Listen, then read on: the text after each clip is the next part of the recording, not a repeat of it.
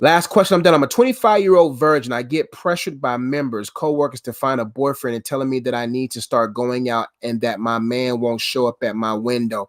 How do I deal with that? Pressure is based upon your disposition. Pressure is going to come. But when I've been in the presence of God, what's pressure? Whew. If I'm familiar with the presence of God, what's pressure? Because I know it's in his presence where there's a fullness of joy, and joy of the Lord is my strength. So what's pressure? I'm strengthened in God. So what's pressure? I'm strong in him. So what's pressure? You see what I'm saying? So when people have been talking about me my whole life before I got married, talking about I was gay, talking about all these different things, why you not having sex, and their lives are jacked up now. You see what I'm saying? So I'm glad that I withstand it. There was periods where it was tough, but hindsight being 2020, when I really immersed myself in the presence of God, and that became my joy, and that became my most frequent place of all places I frequented, then I looked at the people that was doing pressure me as stupid. Y'all the ones dumb. Listen, because God knows where I'm at. God ain't gonna bring them to your window because that's too much. But God will bring them into a place where you guys will meet. So how to handle that pressure? Number one is to frequent the presence of God, understand who you are as a person and your purpose. Be productive in your purpose, because that's gonna take away all the idle time. Be productive in your purpose, and set reminders of why you're pursuing this direction in God. That's what's gonna help you. People don't know what they're talking about. People be saying some dumb stuff and they think it's advice. Nah, man. So how you deal with that is making sure your mind is strengthened enough, strong enough on key points. Number one, God has your man out there. God will bring that man to you. God will orchestrate it all. I'm a living witness. When I look back at how I met my wife and where we are today, it's all miracles. It's all strategy. It's all strategic.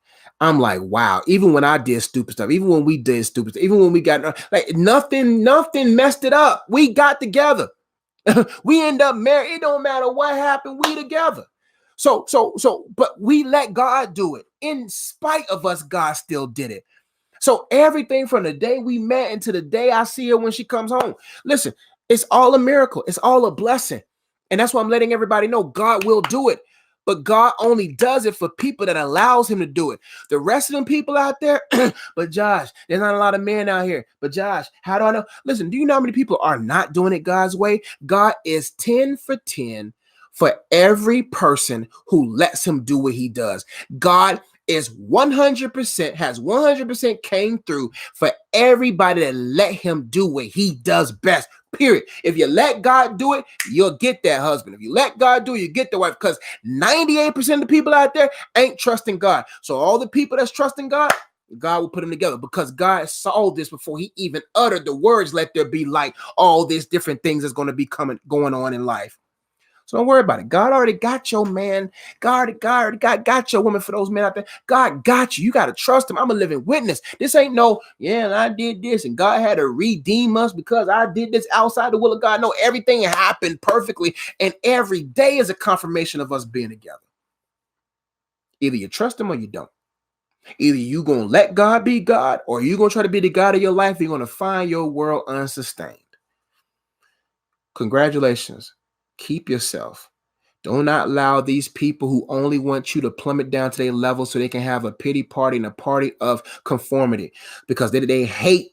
Some people can't stomach that you're doing it right. Some people are only saying those things to hope you do it wrong, so they don't have no standard in front of them to remind them of how they jacked up their own life or could be jacking up their life. That's people for you. People, you thinking they're giving you good advice. You thinking people are talking nice to you. No, they're only talking that way to get you to come down to their dumb level so they won't have no sight of God standing before them. That's why the world hates those people who really follow God. They don't want to see the godly standard. They don't want to see godly marriage. They don't want to see godly singles. They don't want to see godly entrepreneurs and godly business women. They don't want to see it, because they see it. When they see the standard of God, they reject it. That's why they killed Jesus, because they couldn't stomach the standard.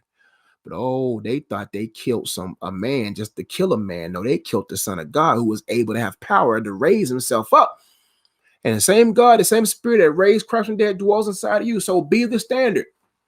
People are trying to talk you down to their standard so they can no longer see the standard, because seeing the standard brings deep conviction, brings resentment and hurt in their lives. And most people don't want to see it. Hope y'all been blessed.